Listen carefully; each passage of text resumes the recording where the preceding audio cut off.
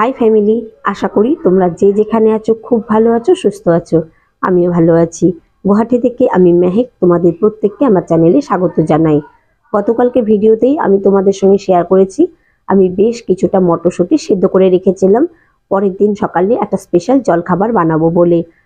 তারপরে সেই সিদ্ধ মটরশুঁটিটা একটু ঠান্ডা করে তার মধ্যে কাঁচা লঙ্কা আর আদা দিয়ে পেস্ট বানিয়ে নিয়েছি। এখন সেই পেস্টটাকে আমি পুর বানিয়ে নেব। পুর বানানোর জন্যে আমি গ্যাসে একটা কড়াই বসিয়েছি, তাতে দিয়ে দিয়েছি বেশ কিছুটা সর্ষের তেল।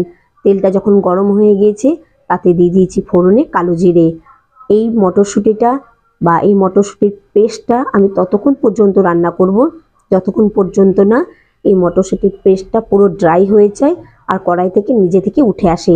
যখনই দেখব যে মটরশুঁটির পেস্টটা কড়াই থেকে উঠে আসবে তখনই বুঝতে পেরে যাব যে আমার মটরশুঁটির পুরটা রেডি হয়ে গিয়েছে। এতক্ষণে তো নিশ্চয়ই সবাই বুঝতে পেরে গিয়েছো যে আজকে আমি জলখাবারে বানাবো মটরশুঁটির পরোটা। আমি যখন গুয়াহাটিতে থাকি তখন শীতকালে মটরশুঁটির পরোটা আর খাস্তা কচুরি বানাতেই থাকি, আবার মাঝে মাঝে পুরিও বানাই। তো আজকে ভাবলাম যখন এখানে এসেছি তাহলে একটু মটরশুঁটির পরোটা বানাই, সবাই খেতে পারবে। আর স্পেশালি আমি বানাচ্ছি শ্রেয়ার জন্যে। আজকে মটরশুঁটির পরোটাটা আমি আটা আর ময়দা দুটো মিক্স করে বানাচ্ছি। তো এখানে সমান পরিমাণে আটা ময়দা নিয়ে নিয়েছি, তারপর তার মধ্যে রিফাইন্ড অয়েল আর সামান্য লবণ দিয়ে ভালো করে ময়ান দিয়ে নিয়েছি।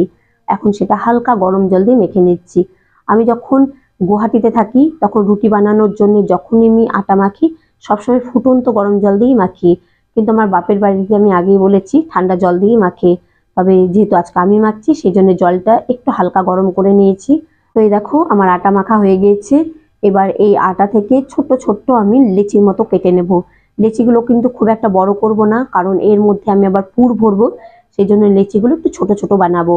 আর এখানে যে মটরশুঁটির পুরটা আমি রেডি করেছি সেই পুরগুলাকে ছোট ছোট বলের মতো করে নিয়েছি, মানে যে কটা আমি পরোটা বানাবো ঠিক সে কটাই বল বানিয়েছি। তো এখন আমি এই যে ময়দার বলগুলো রেডি করে রেখেছি, তো বলগুলোকে প্রথমে বাটির আকারে তৈরি করে নেব, তারপর তার মধ্যে পুর ভরে প্রত্যেকটা বল আমি রেডি করে নেব।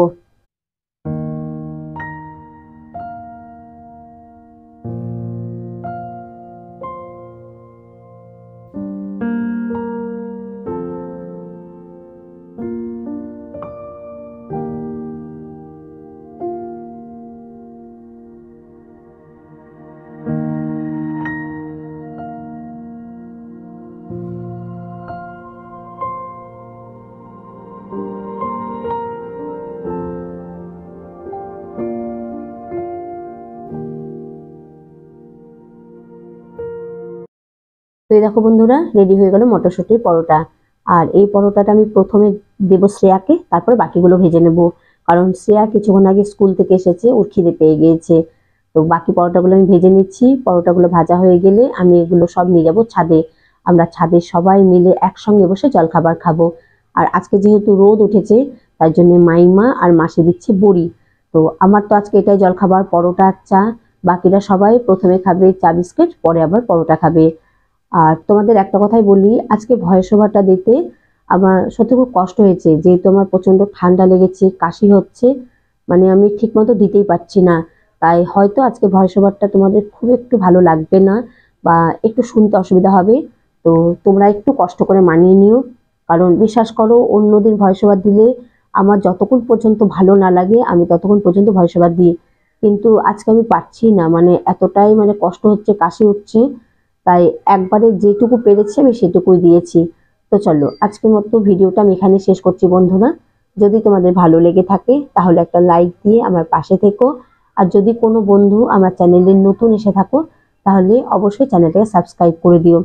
হয়তো একদিনে তোমাদের আমার ভিডিও ভালো লাগবে না, কিন্তু 2-3 দিন দেখো, আমার বিশ্বাস আমার ভিডিও একটু হলেও তোমাদের ভালো লাগবে।